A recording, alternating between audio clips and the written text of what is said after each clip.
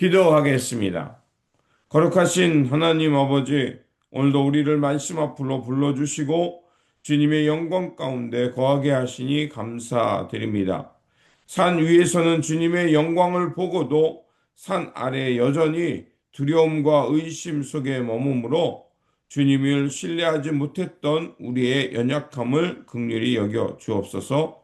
이 시간 말씀을 통해서 다시 한번 우리의 눈을 열어 주시고 참 믿음이 무엇인지 깨닫게 하시며 삶의 자리에서 하나님의 역사를 경험하며 주님을 전적으로 신뢰하며 살아가는 우리의 참된 믿음이 되게 하여 주옵소서. 우리 구주 예수 그리스도 이름으로 기도드립니다. 아멘. 오늘 우리에게 주신 말씀은 마태복음 17장 14절에서 20절입니다. 그들이 무리에게 이름에 한 사람이 예수께 와서 꿇어 엎드려 이르되 주여 내 아들을 불쌍히 여기소서. 그가 간질로 심히 고생하여 자주 불에도 넘어지며 물에도 넘어지는지라. 내가 주의 제자들에게 데리고 왔으나 능히 고치지 못하더이다. 예수께서 대답하여 이르시되 믿음이 없고 패악한 세대여, 내가 얼마나 너희와 함께 있으며 얼마나 너희에게 참으리요. 그를 이리로 데려오라 하시니라. 이에 예수께서 꾸짖으시니 귀신이 나가고 아이가 그때부터 나으니라. 이때 제자들이 조용히 예수께 나와 이르되 우리는 어찌하여 쫓아내지 못하였나이까? 이르시되 너희 믿음이 작은 까닭이니라. 진실로 너희에게 이르노니 만일 너희에게 믿음이 겨자씨 한 알만큼만 있어도 이 산을 명하여 여기서 저기로 옮겨지라 하면 옮겨질 것이요 또 너희가 못할 것이 없느니라. 아멘. 오늘 본문 말씀은 제자들의 연약한 믿음을 안타까워하시면서 참된 믿음을 구하며 살아가라고 말씀하시는 본문입니다. 마태복음 17장은 예수님의 변모 사건으로 시작됩니다. 예수님께서 베드로와 야고보, 요한을 데리고 산에 올라가 기도하실 때 예수님의 모습이 빛과 같이 또 옷이 아주 해와 같이 휘어지게 됩니다. 이 변모 사건은 하나님의 예수님과 함께 하시다는 것이고 또 예수님이 누구인가를 하나님께서 분명하게 드러내는 사건입니다. 첫 번째로 산 위에서 드러난 예수님의 정체입니다. 모세와 엘리야가 함께 예수님과 있습니다. 모세와 엘리야가 예수님과 함께 있다는 것은 율법과 선지자의 완성이심을 보여주는 것입니다. 그리고 하늘에서 그때 이제 예수님과 함께 올라갔던 베드로와 야고보 요한에게 음성이 들립니다.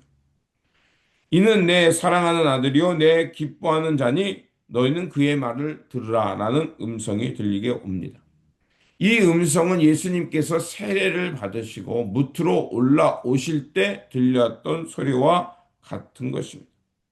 결국 우리의 참된 믿음, 능력의 믿음이 되려면 우리는 전적으로 주님을 신뢰하면서 주님의 말씀에 순종하며 나아갈 때 그 우리의 삶도 주님의 모습처럼 빛과 같이 변하게 된다는 것입니다. 즉 예수님을 제대로 아는 것, 그분의 말씀을 듣고 바르게 순종하는 것이 제자의 길임을 말해주고 있습니다. 그러나 제자들은 이 영광의 순간을 목격했음에도 불구하고 그 베드로는 어떻습니까? 비몽사몽간에 여기가 좋사오니 초막셋을 짓고 여기에 머물고자 했던 겁니다. 하나님의 영광을 경험했다면 그 영광을 누리는 것이 아니라 산 아래 그 예수님과 함께 십자가의 길을 가야 했습니다. 그러나 그 길을 이해하지 못했다는 겁니다. 두 번째로 산 아래에서 드러난 제자들의 연약한 믿음이 드러나고 있습니다. 예수님과 제자들이 산 아래에 내려오자 이제 그 산 아래에는 전혀 다른 장면이 펼쳐집니다. 귀신 들린 아이의 아버지가 제자들에게 자신의 아들을 데리고 와서 고쳐주기를 요구했지만 못 고쳐줍니다. 왜 이런 모습이 나타났을까요? 그들은 주님을 따른다고 하지만 여전히 주님을 신뢰하지 못하고 있었다는 증거고, 또 주님을 통해서 굳건한 믿음으로 변하지 못했다는 것을 말합니다. 예수님은 안타까워하시면서 믿음이 없는 세대라고 말씀하시면서 언제까지 내가 기다려야 하냐라고 탄식하십니다. 바로 이러한 모습, 이런 예수님의 탄식은 우리가 여전히 믿음이 없음을 얘기하고 있는 것입니다. 제자들은 귀신을 쫓아낼 만한 능력이 그들에게 없었던 겁니다. 왜냐하면 주님을 따름에 있어서 주님을 전적으로 신뢰하지 못했던 겁니다. 제자들의 이런 연약한 모습은 오늘 우리의 모습과도 비교될 수 있습니다. 과연 우리의 모습은 어떠한가입니다. 과연 우리는 하나님을 전적으로 신뢰하고 있는지, 주님의 명령을 바르게 듣고 순종하며 주님의 길을 따르고 있는지 돌아보라는 것입니다. 산 위에서 주님의 영광을 보았다면 이제 우리는 산 아래의 현실 속에서 주님을 신뢰하며 주님의 영광을 향해 믿음으로 나아가는 모습이 필요하다는 겁니다. 세 번째로 주님께서는 그래서 우리에게 겨자씨만한 믿음만 있어도 이 길을 갈 수 있다라고 말씀하고 있습니다. 제자들이 조용히 예수님께 묻습니다. 왜 우리는 이 귀신을 쫓아내지 못했습니까? 예수님의 대답은 분명합니다. 너희의 믿음이 작은 까닭이다. 여기서 작다는 것은 양이나 크기를 말하는 게 아닙니다. 너희들이 여전히 믿음의 방향과 본질을 알지 못하고 있기 때문이라는 겁니다. 그래서 예수님은 겨자씨 한 알의 그 작은 그것이지만 그것이 얼마나 거목으로 자라는지 이 겨자씨의 비유를 통해서 믿음의 길을 말씀하고 있습니다. 참 믿음은 크고 작은 양이 아니라 바로 주님을 온전히 바라보고 주님을 신뢰하며 따르는 일에 있습니다. 그리고 주님의 말씀에 순종하면서 주님을 함께 걸어갈 때 우리의 믿음은 작을지라도 하나님의 능력을 드러낼 수 있다는 것입니다. 그렇습니다. 예수님께서 말씀하시는 그 겨자씨의 비유는 그 산을 옮길 만한 큰 것을 체험하라는 것이 아니라 아무리 절망적인 상황일지라도 하나님을 전적으로 신뢰하고 주님을 바라면서 주님의 길을 걸어갈 때 하나님의 영광이 시작된다는 것입니다. 그렇습니다. 우리의 신앙은 하나님의 영광을 체험한 것으로 머물러서는 안 됩니다. 하나님의 영광을 본 사람이라면 바로 현실 속에 내려와 우리의 연약함을 보고 하나님을 향해 전적으로 신뢰하며 나아가는 그 실천이 필요하다는 것입니다. 그렇게 오늘 말씀을 통해서 깨달은 것처럼 우리의 믿음이 건강한지, 오늘 우리는 더 무엇을 신뢰하고 살아가고 있는지 점검해 보아야 합니다.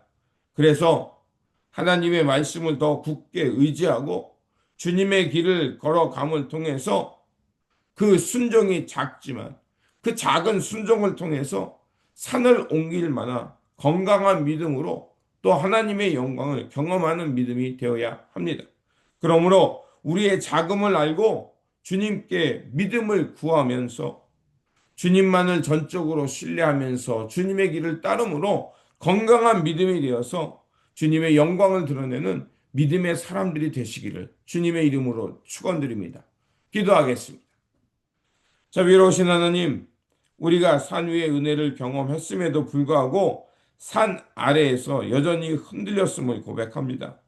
우리의 믿음이 형식이 되지 않게 하시고 경험만 의지하는 믿음이 아니라 주님을 전적으로 신뢰하면서 주님의 길을 걷는 건강한 믿음이 되게 하여 주옵소서. 겨자씨 한 알만한 믿음이 있어도 주의 산을 옮길 만한 그 능력이 나타난다고 말씀한 것처럼 주님을 신뢰함으로 우리의 두려움 삶, 절망의 산을 옮겨내게 하시고 주님을 향해 나아감을 통해서 하나님의 큰 영광을 경험하며 살아가는 우리의 믿음의 자리가 되게 하여 주옵소서. 다시 한번 우리가 살아가는 이 산 아래의 삶에서 주님이 함께하여 주시고 또 주님을 바르게 믿고 따라감을 통해서 삶의 자리에서 하나님의 영광을 드러내며 살아가는 믿음의 사람들 되게 하여 주옵소서. 우리 구주 예수 그리스도 이름으로 기도드립니다. 아멘.